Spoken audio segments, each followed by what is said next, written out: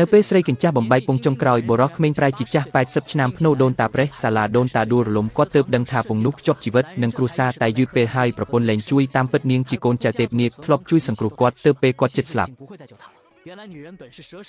ដើម្បីឲ្យបុរសរស់នាងកាត់ផ្ដាច់ទំនាក់ទំនងជាមួយត្រកូលនាគហើយប្រែកាយជាមនុស្ស3ឆ្នាំនេះនាងបានបង្កើតពងនាគ3ឈ្មោះលីងស៊ឺភ្ជាប់ដោយឈាមបើពងទាំង3ស្លាប់បុរសក៏ស្លាប់ដែរនាងឲ្យគាត់សន្យាចំពោះមុខត្រកូលមកថាពងទាំងនេះជាអាទិទេពការពារនិងជាកូនខ្ញុំនឹងជាឪពុកល្អនាងនឹកស្រមៃឃើញពងទាំង3ធំដឹងក្តីឬការសន្យារបស់គាត់ក៏ញឹមដោយមិនដឹងខ្លួនមិនបានកត់សម្គាល់ការខឹងសម្បាររបស់បុរសឡើយមួយខែក្រោយមកនាងភ្ញាក់ផ្អើលពេលដឹងថាពងនាគទាំង3របស់នាងគឺជាទំនិញដាក់ដេញថ្លៃនៅឯពិធីដេញថ្លៃត្រកូលម៉ូនាងសួរទាំងមិនជឿតែបុរសអបទាំងមើលងាយថាគាត់មិនជឿថាពងទាំងនេះភ្ជាប់ជីវិតនឹងគាត់ទេគិតថានាងកុហកហើយអ្នកមានគុណពិតរបស់គាត់ក៏មិនមែនជានាងដែរ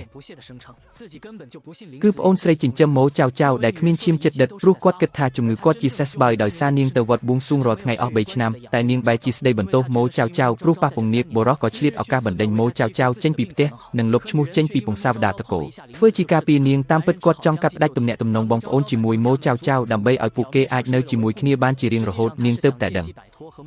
ការលះបង់3ឆ្នាំរបស់នាងគឺជារឿងលេងសើចក្នុងភ្នែកបុរសអ្វីដែលឈឺចាប់ជាងនេះគឺគាត់ចង់លេងល្បែងក្បិនសាបគ្រាប់បែកដោយឲ្យនាងរកពងនាគរបស់ខ្លួនពីពង100គ្រាប់បើទីខុសគាត់នឹងស្ងោរពងនោះឲ្យម៉ូចៅបរិភោគពងទាំងនេះតាក់ទងនឹងជីវិតអ្នកនិងត្រកូលម៉ូបើបែក1គ្រាប់គាត់បាត់បង់អាយុ30ឆ្នាំសរីរាង្គទាំង5ខូចបើបែក2គាត់បាត់បង់អាយុ60ឆ្នាំគ្រួសាររង្គោះរង្គើបើបែក3មិនត្រឹមតែគាត់ស្លាប់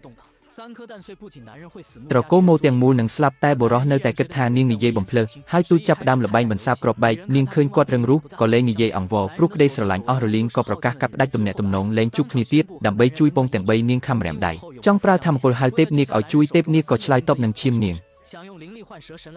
ហ៊ានបោកប្រាស់មកខ្ញុំឬ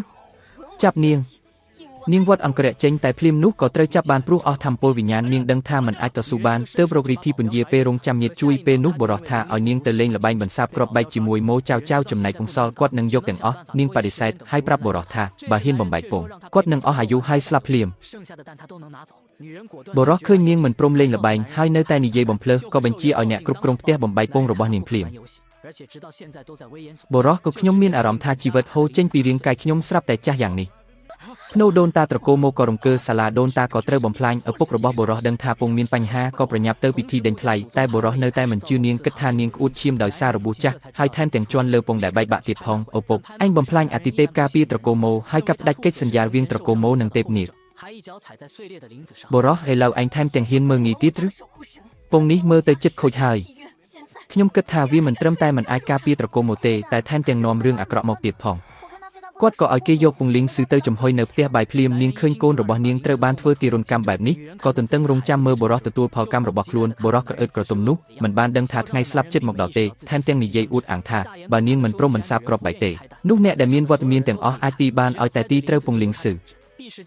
នោះអ្នកដែលទីត្រូវនឹងអាចចាត់ចែងបានភ្លាមអ្នករាល់គ្នាក៏ចាប់ផ្ដើមទីតែទីបំផុតភ្ញៀវដែលបានជ្រើសរើសពងលេខ10បានទីត្រូវតែគាត់បែរជាយកពងលីងស៊ឺដាក់ក្នុងដៃម៉ូចៅហើយប្រាប់នាងថាគាត់ទីត្រូវព្រោះបុរសបានគូររូបស្នាមប្រេះដូចគ្នាលើពងផ្សេងទៀតហើយប្រាប់ព័ត៌មាននេះទៅនាងទើបដឹងថាបុរសមិនដែលគិតចង់ឲ្យពងនាគរបស់ខ្លួននោះទេពួកគេជាប្តីប្រពន្ធ3ឆ្នាំបុរសចិត្តខូចខើនេះមិនខ្លាចស្លាប់ភ្លាមទេបុរសសើហើយរហូតដល់ឥឡូវនាងនៅតែជាប្រតិគាត់ក៏ខឹងសម្បាយ៉ាងខ្លាំងហើយឲ្យម៉ូចៅបំបែកពងគាត់ចង់មើលថាតើពងបែកមានផលប៉ះពាល់អ្វីដល់ខ្លួនគាត់ម៉ូចៅចង់ឃើញនាងអស់សង្ឃឹមយូរហើយក៏គប់ពងទៅដីភ្លាមបេះដូងបុរសចាប់ផ្ដើមឈឺចាប់ភ្លាមហើយគាត់ក៏ដួលទៅលើដីនាងក្រឡេកមើលបុរសទាំងព្រមងើយកន្តើយខណៈម៉ូចៅអង្គុយចុះទាំងបារម្ភដើម្បីពិនិត្យស្ថានភាពតែភ្ញាក់ផ្អើលពេលឃើញសក់របស់អ្នកមិនក៏